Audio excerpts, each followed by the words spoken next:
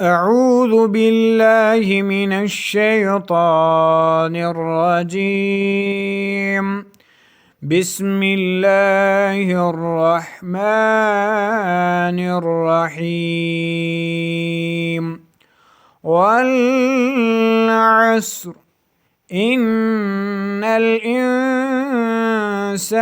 لفي خسر إلا الذين آمنوا وعملوا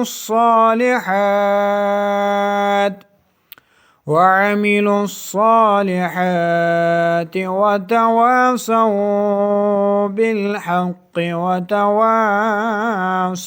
بالصبر. صدق الله العلي العظيم.